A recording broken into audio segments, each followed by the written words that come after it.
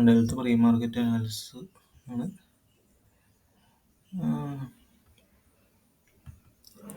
Price നമുക്ക്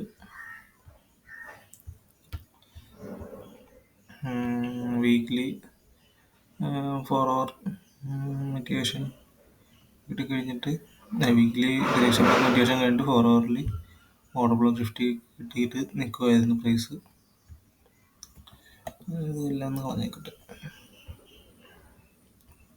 അത് കഴിഞ്ഞ് പ്രൈസ് താഴത്തേക്ക് വന്നു. ഇവിടെ നോക്കുകയാണെങ്കിൽ ഇത്രയും പ്രൈസ് വന്നു, എന്നിട്ട് മുകളിലേക്ക് പോയി. ഡെയിലിയിൽ നോക്കുകയാണെങ്കിൽ ഡെയിലിയിൽ ഒന്നും മിറ്റിഗേറ്റ് ചെയ്തിട്ടില്ല. ഡെയിലി മിറ്റിഗേറ്റ് ചെയ്തിട്ടില്ല. വീക്ക്ലി നോക്കുകയാണെങ്കിൽ വീക്ക്ലിയിൽ ഒന്നും മിറ്റിഗേറ്റ് ചെയ്തിട്ടില്ല.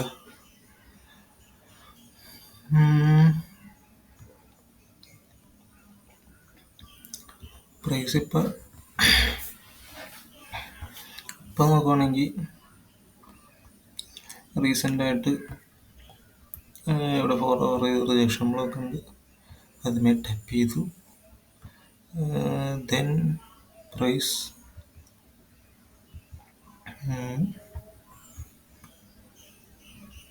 മുകളിലേക്ക് പോയി ഹൈ എടുത്ത്. അത് കഴിഞ്ഞിട്ട് ഇതൊരു SMT ആണ്. DXYയിൽ ഇത് ലോ എടുത്തിട്ടുണ്ട്. അത് കഴിഞ്ഞ് 50 കിട്ടി. സോ പ്രൈസ് ബെയറിഷാണ്. ഇവിടെ ഒരു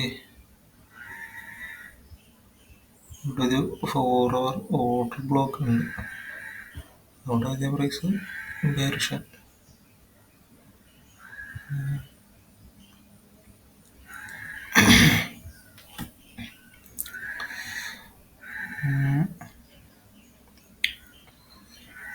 ഇപ്പം നോക്കുവാണെങ്കിൽ റീസെന്റ് ലിക്വിഡിറ്റി എന്ന് പറയുന്നത് FEG ആണ്.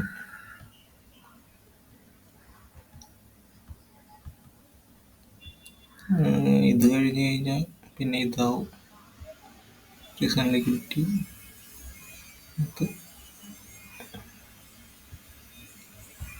അപ്പോൾ ഇന്നത്തെ എക്സ്പെക്റ്റേഷൻ പ്രൈസ് ഒന്നെങ്കിൽ ഇവിടെ നിന്നല്ലെങ്കിൽ ഇങ്ങോട്ട്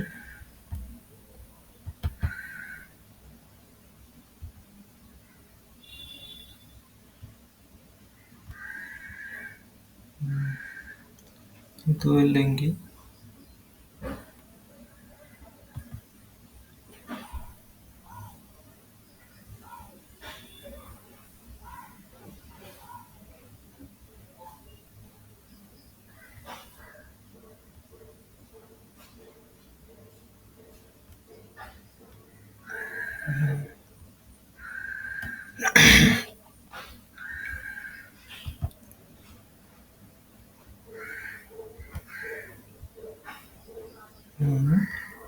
ആണ് ഇന്നത്തെ ഒരു മാർക്കറ്റ് എക്സ്പെക്റ്റേഷൻ.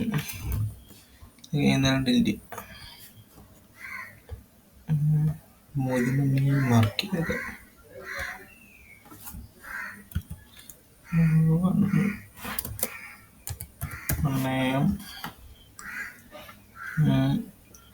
അവിടെ 50 മിനിറ്റ് നോക്കുകയാണെങ്കിൽ നല്ലൊരു എൻട്രി കാണുന്നില്ല. 5 pips സ്റ്റോപ്പ് ലോസ് എന്നൊക്കെ പറയുമ്പോൾ അത്രയും മതി. നേരം 1:2 ഒന്നുമില്ല, 1:1 ഉള്ളു. ഒരു സാധനം എടുത്തേക്കാം. മറ്റേ 5Kയുടെ ഇൻസ്റ്റന്റ് വൺ ഫേസ് അക്കൗണ്ടിൽ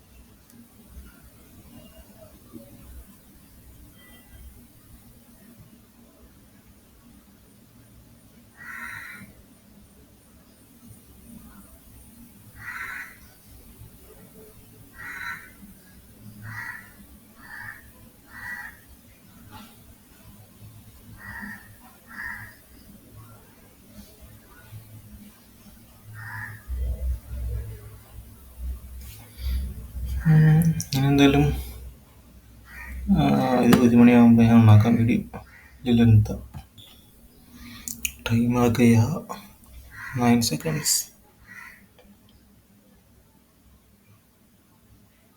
ഇവിടെ എന്തായാലും ഞാൻ സെൽ ലിമിറ്റ് പ്ലേസ് ചെയ്ത് ഒരു റീസെന്റ് ലിക്വിഡിറ്റിയിൽ